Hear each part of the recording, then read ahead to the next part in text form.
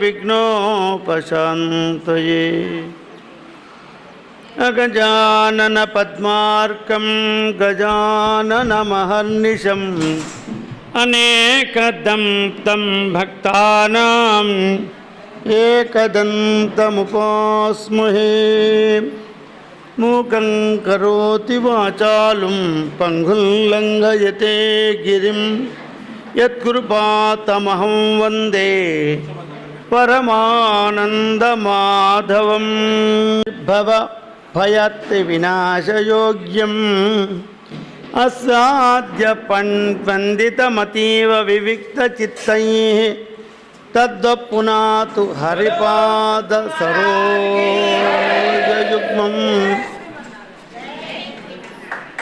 ఆవిర్భవతి క్రమమధిష్ఠిత భూర్భవస్వ పాయాత్సవ సకల కల్మషభేద దక్షః క్షీరోదకుక్షిపణిభోగ వినిష్టమూర్తి శ్వాసావధూత సలిలోత్కణికా కరాళః సింధు ప్రణుత్యమివ యస్య కరోతి సంగాత్.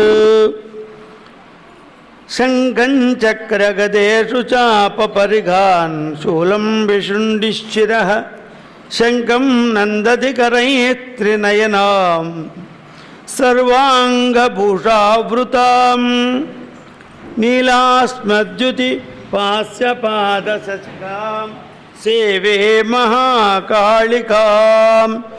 యామస్తౌ స్వపితే హరౌ కమలజౌ హంతుం మధుం కైటభం. అక్షక్త పరజో గదేషు కులిజాన్ పద్మందను కుండికాం దండం శక్తిమసంచ చర్మ జలజం ఘంటాసురాభాజనం శూలం పాశ సుదర్శనే చ దదతీం హస్తే ప్రవాళ ప్రభాం. సేవే సైరివ మధ్యనిమిహ లక్ష్మీం సరోజస్థితాం. ఘంటాశూలహలాని శంఖముసలే చక్రం ధనుస్సాయకాన్ అప్తాబ్జై సతతిం కనంత విలసత్ సీతాం సుతుల్య ప్రభాం. గౌరీదేహ సముద్వతాం త్రిజగతా మాతారభూతామహా పూర్వామత్ర సరస్వతీమనుభజే శుంభాదిదైత్యార్దినీం. నమో దేవ్యై మహాదేవ్యై శివాయై సతతం నమః. నమ ప్రకృతిభద్రాయై నియతా ప్రణతాస్మతాం.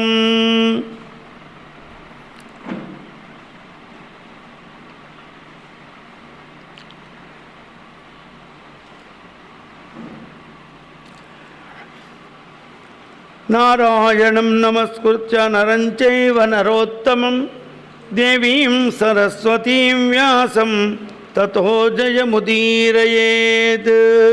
గోపాలకృష్ణ భగవాన్ కీ జయ. హర నమ పార్వతీపతే హర హర మహాదేవ్. జగదంబ విశ్వపాలిని మాతా కీ జయ.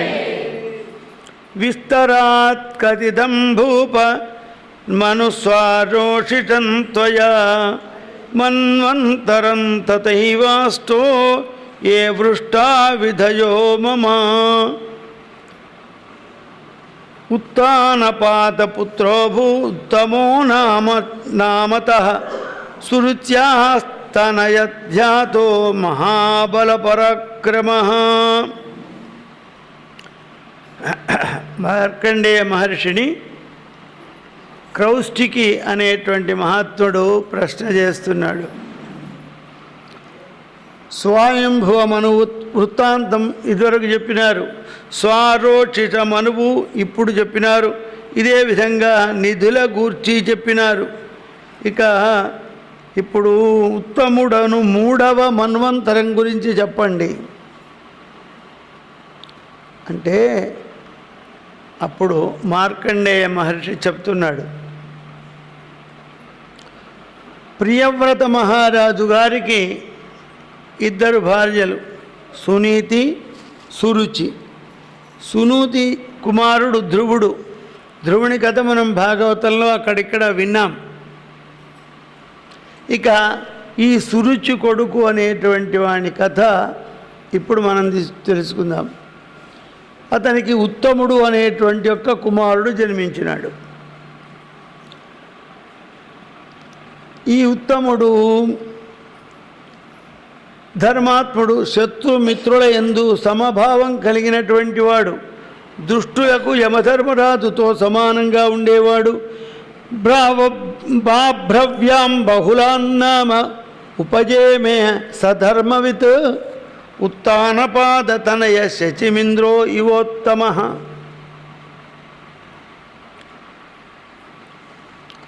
ఏ విధంగా దేవేంద్రుడు శచీదేవిని వివాహం చేసుకున్నాడో, ఉత్తముడు బభ్రు అనే మహారాజు కుమార్తె బహుళ అనే అమ్మాయిని పెళ్లి చేసుకున్నాడు. ఈ విధంగా అన్యోన్యమైన చిత్తవృత్తులు కలవాళ్ళై ఉంటున్నారు. ఇక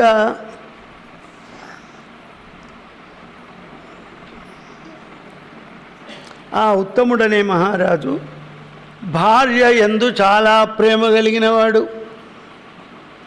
కానీ ఆమె అతని యందు ఏమాత్రం గౌరవం ఆదరం చూయించేది కాదు. ఎప్పుడు గౌరవించేటువంటిది కూడా కాదు. ఏం చేసినా అవమానించేట్టుగా భావించేది. భర్త ఏదన్నా అవమానమే, మంచి చేసిన అవమానమే, చెడ్డ చేసిన అవమానమే, ఏది చేసిన అవమానమే. అవమేనే సృజందత్తాం శుభన్యాభరణాని చ ఉతస్థా వర్ధపీతేన పిసతోస్య వరాసవం. అనేకమైన అలంకరణార్థమై భార్యకు తెచ్చిన పూలదండలు, ఆభరణములు పెట్టుకోమంటే పెట్టుకునేది కాదు. మంచిగా లేదని పక్కకు వారేసేది. అతని యొక్క దగ్గరికి వస్తే దుఃఖానుభవం, భర్త దగ్గరికి వస్తే దుఃఖం పొందినట్టు ఉండేది. అందమైనటువంటి స్వరూపం కలిగినది. భోంచేసేటప్పుడు ఆ మహారాజు గారు భోంచేస్తూ నువ్వు కూడా భోంచేయని దగ్గరికి వచ్చి కూర్చుండవని చేయబట్టి కూర్చొని భోంచేయమనంటే నేను నీతో భోంచెయ్యా అని వెళ్ళిపోయేటువంటిది. ఎంత ప్రతికూలంగా ఉన్నప్పటికీ ఉత్తముడనే ఈ మహారాజు భార్య యందు అనురక్తిగా ఉన్నాడు. ఒక్కొక్క సమయంలో మహారాజు గారి యొక్క ఆస్థానంలో సంగీత ప్రదర్శనలు, నృత్య ప్రదర్శనలు, కవితా గోష్ఠులు జరిగేటివి. ఆ సమయంలో రాజుగారితో పాటు మహారాణి కూడా పాల్గొనాలి. అది ప్రోటోకాల్. అక్కడ కూర్చుండి కూడా ఆస్వాదిస్తున్నట్టుగా, కనీసం మంది కోసం నటిస్తున్నట్టుగా ఉండేది కాదు. ఎప్పుడు విముఖంగా ఆమెదే బుడ్డి వలె ముఖం. చూడగానే అట్లా ఒక్కొక్కళ్ళ ముఖం చూస్తే చీ ఎందుకురా మన బతుకు అనిపిస్తుంది. అట్లా ముఖం పెడతారు. ఆ ముఖం చూస్తే సర్వ బాధలు, సర్వ రోగాలు మనకు వచ్చేస్తాయి. కొందరి ముఖం చూడగానే సంతోషం కలుగుతుంది, ఆనందం కలుగుతుంది. ఎందుకు కలుగుతుందో కూడా తెలియదు. అందుకే ప్రసన్న వదనం ఛాయేత్, ఎప్పుడు ప్రసన్నంగా ఉండు అంటారు. శాంతం పద్మాసనస్థం అని శివుణ్ణి ప్రార్థన చేస్తాం. విష్ణువును ప్రసన్నంగా ఉండు అని ప్రార్థన చేస్తాం. ఎప్పుడు ప్రసన్నంగా ఉండే ముఖం చూస్తే, నవ్వుకుంటుండే ముఖం చూస్తే ఏమన్నా మాట్లాడబుద్ధి అవుతుంది. కానీ ఎప్పుడు కూడా కారపొడి బుక్కినట్టు ముఖం పెడితే ఎట్లా ఉంటుంది? 24 గంటలు 360 24/7 అట్లాగే ఉంటే చూచేవానికి ఎంత అందంగా ఉన్నా వికారంగా కనబడుతుంది.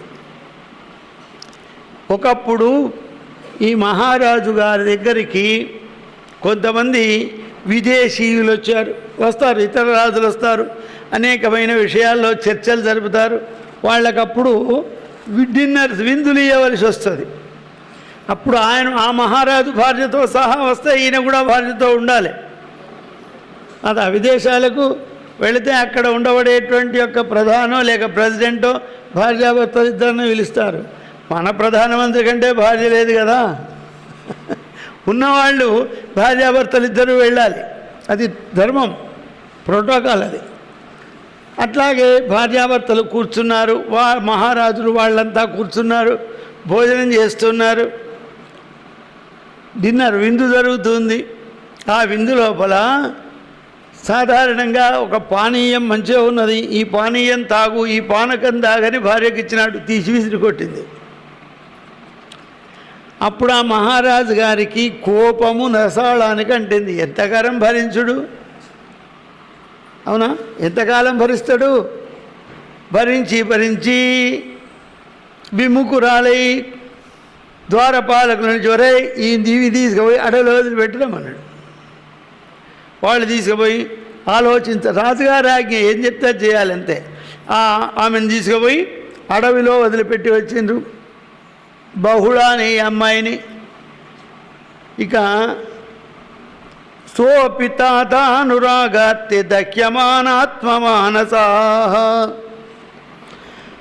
ఔత్తానపాదిర్భూపాలో నాన్యాం భార్యామనిందితః సన్మార్గరత సుచార్వాగి మహర్నిశః చకార నిజం రాజ్యం ప్రజాధర్మేణ ధర్మేణ పాలయన్.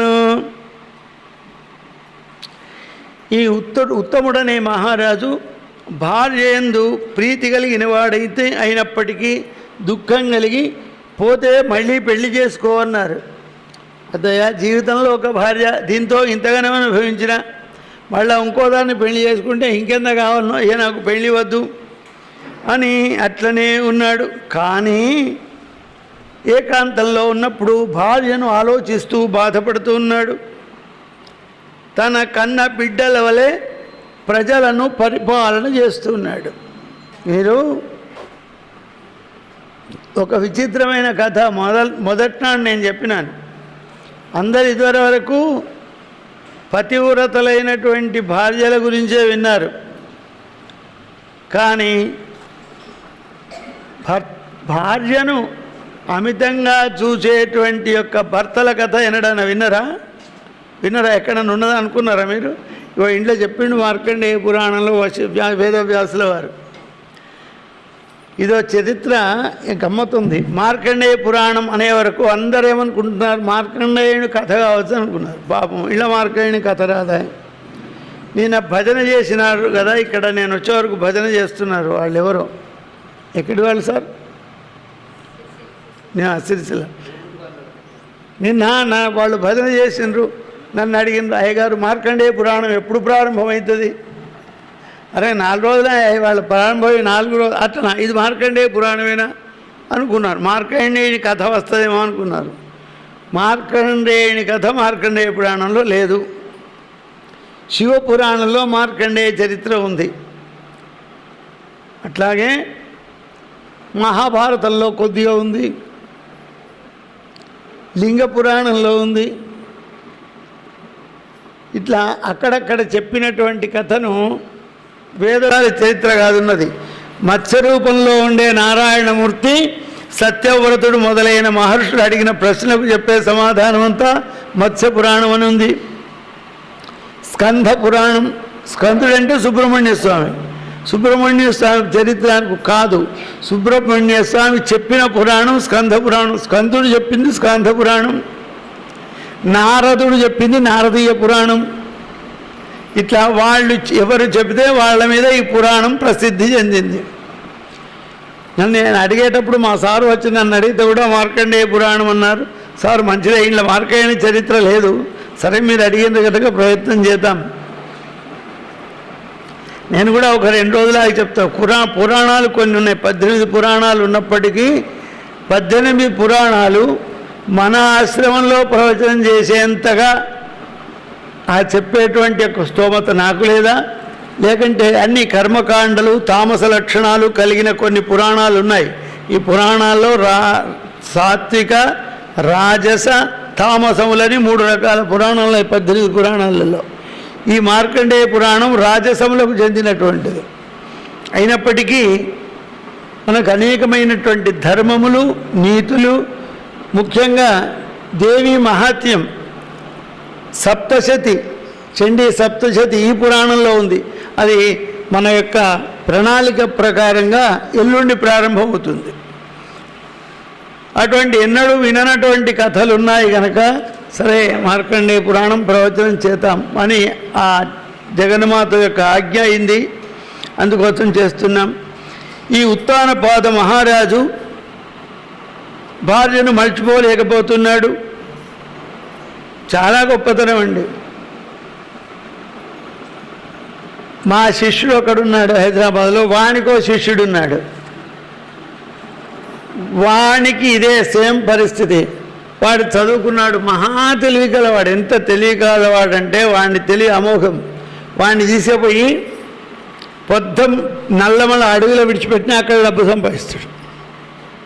మళ్ళా బాగా చదువుకున్నాడు, ధర్మం తెలుసు, పనికిరాని తెలుసు, పనికొచ్చేది తెలుసు, ధర్మశాస్త్రాలన్నీ చదివిండేవాడు. లలితా సహస్రనామ భాష్యం చదివిండు, విష్ణు సహస్రనామ భాష్యం చదివిండు, 8 పురాణాలు చదివిండు. వానికి పెళ్ళయింది.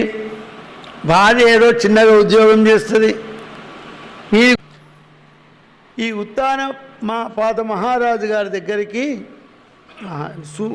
ఉత్తమ మహారాజు గారి దగ్గరికి సభలో ఉండగా ఒక బ్రాహ్మడు వచ్చాడు. మహారాజ భృషార్తోస్మి శ్రూయతాం గతతో మమ నృణామార్తి పరిత్రాణమన్యతో నరాధిపాత్. ఓ మహారాజా, మనుష్యుల యొక్క క్లేశములను నివారించేవాడివి నువ్వు. రాజు ఏం చేయాలి? ప్రజలకు ఎప్పుడు ఏ విధమైనటువంటి దుఃఖం కలిగినా ఆ దుఃఖాన్ని నివారించేటువంటి వాడు రాజు. ప్రజాపాలయతస్తు పితుపుత్రాని వౌరసాన్ ఆగత్య బ్రాహ్మణదత్తి ముహూర్తమానసః మమ భార్యా పరసుప్తస్య కేనాప్యహృతా నిశి గృహద్వారమనుద్ఘాట్య తాం సమానేతుమర్హసి. యా, మా ఇంట్లో తలుపులు పెట్టినట్టు గొళ్ళాలు పెట్టినట్టే ఉన్నాయి. రాత్రికి పడుకున్నాం, తెల్లారే వరకు నా భార్య ఇంట్లో లేకుండా పోయింది, వెతికి తీసుకురా అంటే సభలో ఉన్నవాళ్ళు రాజుగారు అన్నాడు, అయ్యా మా అయ్యగారు నీ పీడ పోయింది, మంచి పని అయిందని. ఎందుకట్లా అంటున్నారు అంటే, ఈమె ఎటువంటిది అంటే ఉద్దాళకుని భార్య తర్వాత ఈమెనే. ఒక్కనాడు కూడా భర్తకు సేవ చేసేది కాదు, వానికి మంచినీళ్ళు ఇచ్చేది కాదు, ఛాయ్ పోసేది కాదు, టిఫిన్ పెట్టేది కాదు, పూజకు పువ్వులు తెచ్చేది కాదు, ఏది చేసుడు లేదు. అన్నీ ఇన్నే చేయాలి ఆమెకు. మీది నుంచి తక్కువ చేసినవని తిట్టేది. పోనీ ఏమన్నా అందంగా ఉన్నదా? లేదు. మూరెడెత్తు పండ్లు, పెద్ద గంపతిరిగా పొట్టి చేతులు, పొట్టి కాళ్ళు, కర్రెటి శరీరం, సింగరేణి డైమండ్ అంతా. ఈ భార్యను పెట్టుకోనేమో పోకపోతే పీడమైంది అనుకో, ఇంకో పిల్లని చూసి పెళ్లి చేస్తాం, మంచిగా చేసుకపో, నీకేంది, నువ్వు బుద్ధిమంతుడు, బాగా చదువుకున్నవాడివి,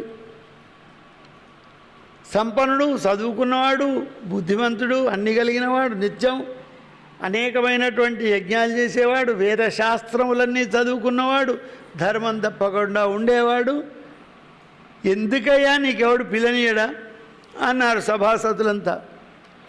నీవిచ్చేసికే మనాహృతక్వచ నీతాతు సాధ్విజా.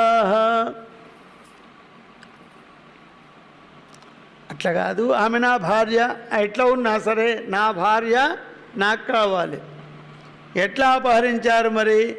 ఎంక్వైరీ చేయాలంటే, నేను నిద్రపోతున్నాను, ఇంటి తలుపులన్నీ పెట్టి ఉన్నాయి, ఏ విధంగా ఎవరు అపహరించిండ్రో నాకు తెలియదు, అది నువ్వే ఎంక్వైరీ చేయాలి. ఎందుకు అంటే, నీవు రక్షించేవాడవు, నీవు రాజువు, రాజ్యంలో ఏది జరిగినా కూడా బాధ్యత నీదే. ఇక ఎట్లా ఉంటుంది నా భార్య? కఠోర నేత్ర స్వాచుచ్ఛ హ్రస్వబాహు కృషాననా లంబోదరి హస్వత్రిజ తథాహరస్వస్థనీయ నృప విరూప రూపభూపాల నిందామి తథాం విధైవతం. నా భార్య కఠోరమైన నేత్రాలు, చూస్తేనే భయమయ్యేటువంటి నేత్రాలు, పెద్ద ముఖం, చిన్నదైనటువంటి భుజములు, పెద్ద కడుపు, చిన్న చేతులు ఉన్నాయి. అయినా నేను ఆమెను నిందింప. ఎందుకు? వాచి భూపతి పరుష నసౌమ్య సాచ శీతల. ఆమె వచనములు స్వభావములు రెండూ కూడా కర్కశములే.